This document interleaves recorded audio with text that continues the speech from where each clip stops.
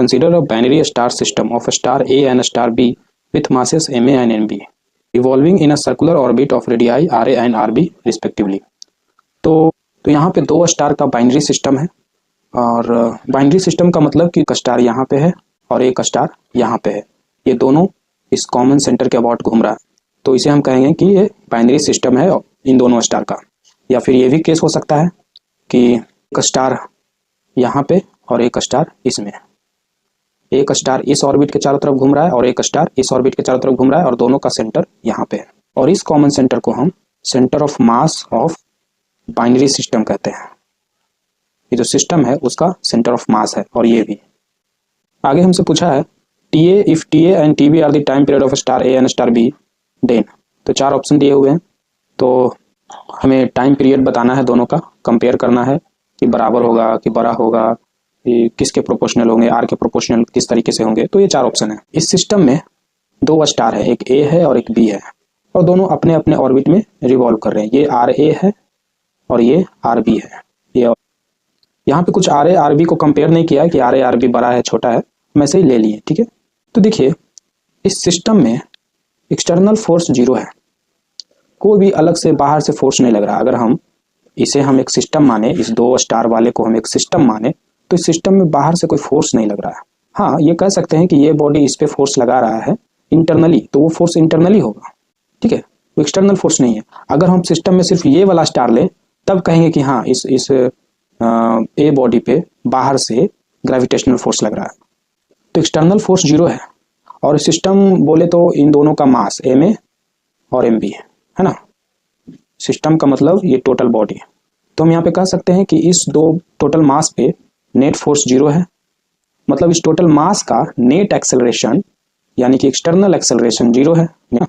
तो इस सिस्टम का एक्सेलरेशन अगर जीरो है तो इसका मतलब ये सिस्टम अगर कांस्टेंट वेलोसिटी से मूव कर रही है तो मूव करती रहेगी कांस्टेंट वेलोसिटी से, चेंज नहीं करेगा, और अगर ये सिस्टम रुका हुआ है तो रुका रहेगा according to Newton first law.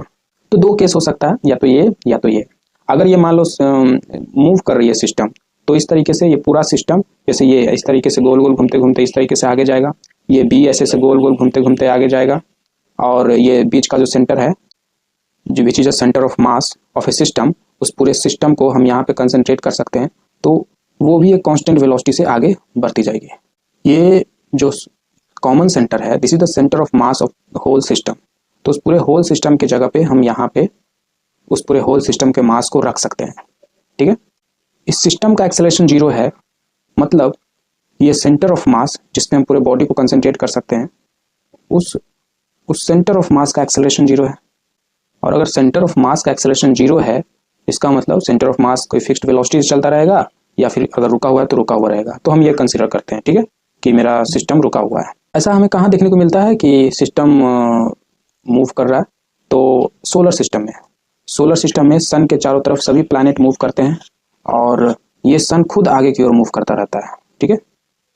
तो यहाँ से हमें समझ में आया कि मेरा जो सेंटर ऑफ मास है, जो सिस्टम है, वो सिस्टम मूव नहीं करेगा, मतलब सिस्टम का सेंटर ऑफ मास फिक्स्ड रहेगा, ठीक है, चाहे कुछ भी हो जाए, सिस्टम का सेंटर ऑफ मास या ये कॉमन सेंटर चेंज नहीं करेगा।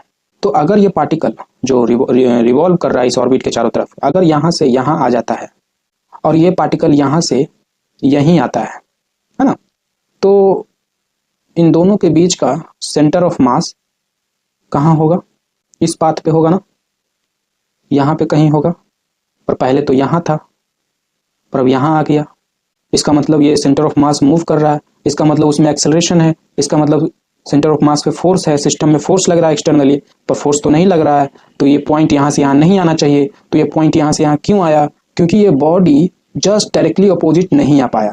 इस बॉडी को जब ये बॉडी ए यहाँ से यहाँ आया तो इस बॉडी को जस्ट डायरेक्टली अपोजिट आना चाहिए था, एकदम यहाँ पे, ताकि इस सिस्टम का सेंटर ऑफ मास फिक्स्ड रहे, मेंटेन रहे, एक जगह पे रहे। जब ये बॉडी ए यहाँ से यहाँ आ जाएगा तो बी यहाँ पे आएगा। इसका मतलब हम ये कह सकते हैं इस लॉजिक के अनुसार कि जब ये बॉडी पूरा एक चक्कर लगाएगा तो ये भी साथ साथ एक चक्कर लगा लेगा, है ना। तो यहाँ से हम कह सकते हैं कि दोनों ए और बी दोनों का एंगुलर स्पीड सेम है। मतलब जब ये ए एक चक्कर लगाया बी भी एक चक्कर उस समय लगा लिया, साथ साथ घूम रहा है, नहीं साथ साथ घूमेगा तो सेंटर ऑफ मास इधर उधर हो जाएगा। तो एंगुलर स्पीड इक्वल है तो टाइम पीरियड भी दोनों का इक्वल होगा, क्योंकि टाइम पीरियड होता है 2π/ω। तो इस तरीके से हम कहेंगे कि ऑप्शन सी इज करेक्ट। ठीक है, अब इसी चीज को थोड़ा हम मैथमेटिकली समझते हैं, मैथमेटिकली हम प्रूफ करते हैं। ठीक है, अगर ए यहाँ है तो बी यहाँ होगा, ताकि मेरा सेंटर यहाँ पे रहे, है ना। और अगर ए यहाँ है तो बी यहाँ होगा, सेंटर सेम रहेगा, है ना। तो टाइम पीरियड के बीच कंपैरिजन करना है तो टाइम पीरियड हम निकालते हैं टी ए का टाइम पीरियड निकालते हैं, तो टाइम पीरियड बराबर होता है 2π/ω। ठीक, अभी मुझे मालूम नहीं है कि एंगुलर स्पीड दोनों का सेम है कि नहीं, तो इसलिए ए का ओमेगा ए ले लिए। अब ओमेगा निकालते हैं, ओमेगा या ये भी फॉर्मूला लगा सकते हैं 2πRA/VA, है ना, ये भी लगा सकते हैं। तो मुझे एंगुलर वेलोसिटी या वेलोसिटी पता करना है, तो क्या करें, तो सेंट्रीपिटल फोर्स का रिलेशन लेते हैं। तो सेंट्रीपिटल फोर्स बराबर होता है ग्रेविटेशनल फोर्स, है ना। यहाँ पे ये ए बॉडी बी को इधर सेंटर की ओर खींच रही है और ये बी ए को इधर सेंटर की ओर खींच रही है, और बाय न्यूटन थर्ड लॉ दोनों का force equal and opposite force है। तो ए के लिए हम ये इक्वेशन बना रहे हैं। तो सेंट्रीपिटल फोर्स कितना हो जाएगा, तो सेंट्रीपिटल फोर्स हम लोग जानते हैं mv² होता है। यहाँ पे हम ओमेगा के टर्म्स में बात करेंगे, तो v बराबर ओमेगा होता है, तो v बराबर ओमेगा आर होता है। तो ये हो जाएगा सेंट्रीपिटल फोर्स, ये आर खत्म होगा, तो m⍵² हो जाएगा सेंट्रीपिटल फोर्स।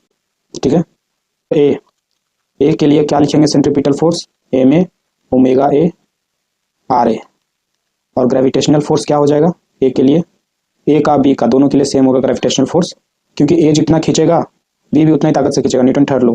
तो यहाँ से हम कह सकते हैं कि दोनों का सेंट्रीपिटल फोर्स सेम है, तो दोनों का सेंट्रीपिटल फोर्स हम यहाँ पे इस तरीके से लिख सकते हैं mv⍵B² RB²। और ये ग्रेविटेशनल फोर्स कितना हो जाएगा G⍵mv by distance between them RA + RB का होल स्क्वायर। यहाँ पे इसका कुछ का काम नहीं है, ये दोनों इक्वल है, यहाँ पे स्क्वायर नहीं होगा। सेंट्रीपिटल फोर्स m⍵² होता है। ये टाइम पीरियड किस पे डिपेंड करता है, ओमेगा पे। तो अगर मेरा ओमेगा सेम है तो सेम टाइम पीरियड होगा, पर यहाँ पे ma है जो कि दोनों का अलग अलग है, दोनों का मास अलग अलग है, दोनों का रेडियस अलग अलग है। m और r का ये जो प्रोडक्ट है क्या सेम है दोनों का, तो देखिए m और r का प्रोडक्ट आपको, इसका रिलेशन आपको सेंटर ऑफ मास से पता चलेगा। जब आप सेंटर ऑफ मास फाइंड करते हो किसी सिस्टम का, तो इस तरीके से m1r1 + m2r2 by total mass करते हो, और ये पहला बॉडी है, तो पहला बॉडी ऑरिजिन पे है, तो सेंटर ऑफ मास पता करते हैं कहाँ पे है, कि सेंटर ऑफ मास का लोकेशन RA है और मास B का लोकेशन RA + RB है, और A का 0 है, ऑरिजिन पे है। ठीक है, नाउ x बराबर RA is equal to ma into 0 और mb इंटू RA + RB बटे total mass ma + mb। Now ma + mb को RA से मल्टीप्लाई करेंगे, तो ma RA + mb RA is equal to mb RA + mb RB, और ये mb RA दोनों तरफ है तो कट जाएगा, और यहाँ से पता चलता है ma RA is equal to mb RB। इधर भी देखिए मेरा दोनों बराबर है, ma RA is equal to mb RB, तो ओमेगा भी बराबर होगा, और इस तरीके से दोनों का टाइम पीरियड भी बराबर होगा।